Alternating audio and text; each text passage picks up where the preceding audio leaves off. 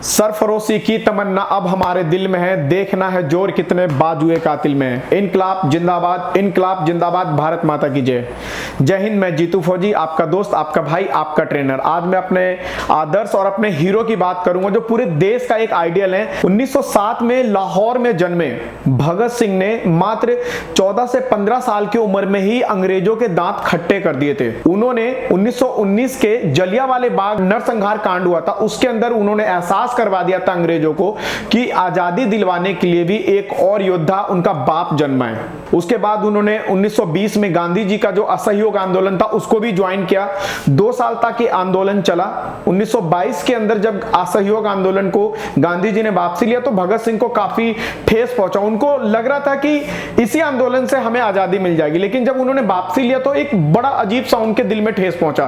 तभी उन्होंने फिर क्या है कि गरम दल को ज्वाइन कर लिया। उसके बाद तो भगत सिंह के अंदर एक अलग ही ज्वालामुखी उत्पन्न हुई। उन्होंने आजादी का एक रास्ता ही अलग चुन लिया। एक दिन उनके पापा के साथ वो अपने खेत में गए हुए थे। उनके पापा एक आम की गुठली को जमीन के अंदर बो रहे थे। उन्होंने पूछा कि पापा इसको बोने से क्या होता है। उन्होंने बोला कि इसके बोने से फिर बहुत सारे आम निकलेंगे।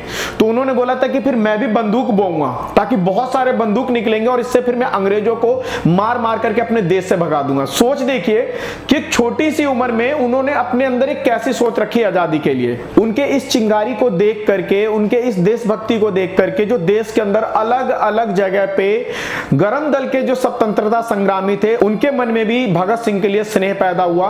और बाद में फिर भगत सिंह ने चंद्रशेखर आजाद के टीम को ज्वाइन किया और उसके बाद तो 1 और 1 11 हो गया। मानोगे नहीं कि जब चंद्रशेखर आजाद और भगत सिंह एक हुए तो देश के अंदर आजादी का लहर ना बिल्कुल तूफानों पे चल पड़ा। उसके बाद काकोरी कांड के अंदर इन्होंने अपने देश को आजाद करवाने के लिए जिन जिन चीजों की, हथियारों की, युद्ध के लिए जो भी चीजें उनको चाहिए था उसकी भरपूर्ति के लिए उन्होंने सरकारी बैंक को भी लूटा। सरकारी बैंक लूटते समय भगत सिंह को वहां पे गिरफ्तार कर लिया गया था और उनके जमानत के लिए उस वक्त अंग्रेजों ने इनसे 7,000 रुपए की जमानती रकम मांगी थी। लेकिन उसके बावजूद भी वहां पे जब जमानत हो रहा था तो उनके चेहरे पे कोई शिकस्त नहीं था। उस टाइम भी उन्होंने जो अपना सबसे मजबूत नारा दिया कि सरफरोशी की तमन्ना, कि भाई मेरे तो अंदर अपना सर कटाने का ही तमन्ना है। सरफरोशी की तमन्ना अब हमारे दिल में है, देखना है जोर कितने बाजुए कातिल में। मतलब कि मैं तो निकल ही पड़ा हूं आजादी में सर कटवाने के लिए। दुश्मनों के अंदर देखना है कि उसके बाजू में कितना दम है कि वो मेरे जज्बात को और मेरे देश प्रेम को रोक सकता है कि नहीं रोक सकता। तो मैं इस नारे को तो दिल से सलूट करता हूं कि जब किसी के सामने मुसीबत आता तो वो डर जाता, लेकिन उस टाइम भगत सिंह ने अपनी वीरता, अपने साहस का परिचय दिया। जमानत के बाद देश के अंदर पूरा आजादी की लहर 5 से 5,000 गुना ज्यादा तेजी से फैल गया था। एक तरफ चंद्रशेखर आजाद, दूसरी तरफ यहां पे भगत सिंह एक गरम दल के अंदर एक मजबूती की तरह आगे बढ़ रहे थे। उसी वक्त साइमन कमीशन का जो नियम कानून आया था उसके खिलाफ में लाला लाजपत राय लगे हुए थे। जबकि लाला लाजपत राय जी को ज्यादा पसंद नहीं करते थे भगत सिंह, लेकिन उसके बावजूद भी उन्होंने इस आंदोलन के अंदर अपना पूरा भागीदारी निभाया। लाला लाजपत राय जी का आंदोलन को रोकने के लिए अंग्रेजों ने उनके ऊपर लाठीचार्ज किया और उनका बहुत ही दंडनीय तरीके से हत्या कर दी। इस हत्या के बाद तो पूरे गरम दल के अंदर, जबकि वो नरम दल के हमेशा खिलाफ रहते थे, लेकिन बात ये हुई कि भाई हमारे बाप समान व्यक्ति की हत्या कर दी गई है। तो पूरे के पूरे गरम दल इकट्ठा हुआ। उन्होंने प्लान किया कि लाला लाजपत राय जी का मौत का बदला लेना है और उन्होंने फिर सांड्रस की हत्या कर दी। उसी बीच भगत सिंह ने अपना जो लुक है, जो उन्होंने अपनी पगड़ी, जो उन्होंने अपने हेयर कट, वो सब चेंज किए और उनको पकड़ने के लिए पूरे रेलवे स्टेशन से लेकर के हर नुक्कड़ पे पुलिस वाले को, अंग्रेजों को खड़ा कर दिया। लेकिन बहुत ही चालाकी से हमारे शहीद भगत सिंह ने वहां पे अपनी चालाकी दिखाई, अपना पूरा लुक और पूरा हुलिया ही चेंज कर लिया और एक नया लुक में जो the legend of Bhagat Singh हमारे जो एक रूप में आए और वहां पे एक शादीशुदा कपल्स बन करके वहां से वो निकल गए। और निकलने के बाद वो कलकत्ता पहुंचे। कलकत्ता पहुंचने के बाद उनके दिमाग में एक बात बिल्कुल क्लियर साफ हो गई कि अब आजादी नरमी से नहीं गर्मी से ही आएगी। अब देश के अंदर जो हमारे युवा हैं उनको जगाने के लिए, अंग्रेजों के कान को खोलने के लिए कुछ ऐसा करना पड़ेगा जिससे कि उनको पता लगे कि अब ईंट का जवाब पत्थर से देंगे। उन्होंने फिर इसके लिए अपनी टीम को जोड़ा और उन्होंने बम बनाने की योजना बनाई और उसके बाद वो कामयाब भी हुए। लेकिन अब देश के अंदर इस बात को जागरूक कैसे करें, अपने युवाओं को बताएं कैसे कि हम इतने मजबूत हो चुके हैं कि अब हम अंग्रेजों का मुकाबला आराम से कर सकते हैं। उसके बाद वो लोग असेंबली पहुंचे। असेंबली में उन्होंने जोरों शोरों से नारे लगाए, सारा चीज किया, वंदे मातरम, इनकलाब जिंदाबाद, भारत माता की जय। और ये नारे लगाते हुए उन्होंने बीच असेंबली में एक बम को फोड़ करके उन्होंने ये साबित कर दिया कि अब हम अंग्रेजों से लड़ने के लिए बिल्कुल रेडी हैं। अंग्रेजों के छक्के छूट गए थे उनके इस हौसले को देख करके। आखिर में उन्होंने भगत सिंह को गिरफ्तार कर लिया और 2 साल के लिए नजरबंद कर दिया। लेकिन भगत सिंह ने अपना आंदोलन वहां पे भी नहीं रोका। उन्होंने जिस सेल में भी उनको लेकर के जाया जाता था वहां पे वो एक अलग अलग तरीके से जोश भर करके एक नया भगत सिंह पैदा कर देते थे।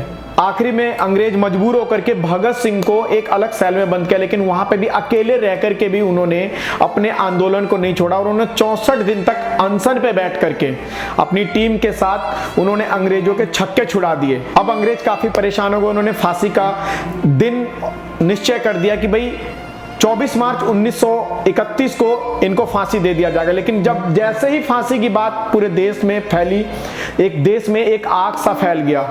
अंग्रेजों के अब बस में नहीं था कि इस आग को कैसे रोका जाए। फाइनली उन्होंने ये डिसाइड कर लिया कि अब इनको डेट से पहले ही फांसी दे दिया जाना चाहिए, नहीं तो हम इस सैलाब को नहीं रोक सकते। हमारे भगत सिंह को एक दिन पहले ही 23 मार्च 1931 के रात को ही चुपके से बिना किसी नियम, बिना किसी कानून के उनको फांसी के लिए लेके जाने के लिए तैयार हो गए। जब वहां पे वो पहुंचे तो हमारे भगत सिंह लेनिन की जीवनी पढ़ रहे थे। अंग्रेजों ने पूछा कि तुम्हारी कोई आखिरी ख्वाहिश, आखिरी कोई इच्छा? तो उन्होंने बोला कि रुक, एक क्रांतिकारी को एक क्रांतिकारी से मिलने दे, मुझे मेरे लेनिन की पूरी जीवनी को पढ़ने दे, फिर मुझे जो सजा देना हो दे देना। और हंसते हुए उन्होंने अपने आखिरी पेज को भी कवर किया और बोले ले चलो मुझे। और बहुत ही खुश होकर के चेहरे पे एक मुस्कान, मेरा रंग दे बसंती चोला, मेरा रंग दे बसंती चोला, ये नारा लगाते हुए अंग्रेजों के पास वहां पहुंचे। और उन्होंने एक बोला कि मेरी एक ख्वाहिश है कि जब मुझे तुम फांसी दो तो मेरे चेहरे के ऊपर कोई नकाब और मेरे हाथों को ना बांधा जाए। फांसी पे चढ़ाने वाला जो व्यक्ति था वो भी एक हिंदुस्तानी था, वो रो पड़ा उनके जोश और उनके जज्बे को देख करके। हमारे सुखदेव, राजगुरु उनके साथ में ही थे। जब फांसी की आखिरी समय आया तो उन्होंने, अंग्रेजों ने भगत सिंह की बात मानी और उन तीनों का एक सम्मान किया और उनके गले पे सिर्फ कपड़ा लगा और हाथ को नहीं बांधा। फांसी पे झूलने से पहले भी हमारे भगत सिंह ने चेहरे पे जो नकाब लगा रखा था उसके अंदर से भी अपने देश के लिए नारे लगाते रहे, वंदे मातरम, और अपने आखिरी दम पर वो फांसी पे झूल गए। आज का दिन हमारे देश के लिए बहुत ही गौरव का दिन है कि हम उस देश के वासी हैं जिस देश में भगत सिंह जैसे, राजगुरु सुखदेव जैसे शहीद, अमर शहीद रहते हैं। पर एक तरफ थोड़ा सा एक मन में थोड़ा सा एक टीस भी रहता है कि सभी क्रांतिकारियों को एक सम्मान मिला, महात्मा गांधी को एक राष्ट्रपिता का दर्जा मिला, लेकिन हमारे भगत सिंह को एक राष्ट्रपुत्र का दर्जा नहीं मिला। मैं अपने दोस्तों से, अपने जितने भी दर्शक हैं, जितने भी सब्सक्राइबर, उनसे रिक्वेस्ट करना चाहता हूं कि हमें ना अपने इस आइडियल के लिए, हमें अपने भगत सिंह के लिए ना, राष्ट्रपुत्र के सम्मान के लिए हमारे देश के अंदर आवाज उठनी चाहिए। आप इस वीडियो को इतना शेयर करें, इतना ज़्यादा से ज़्यादा आगे बढ़ाएं ताकि लोगों तक पहुंचे और हमारे आइडियल को, हमारे भगत सिंह को राष्ट्रपुत्र का गौरव और सम्मान मिल सके। जय हिंद।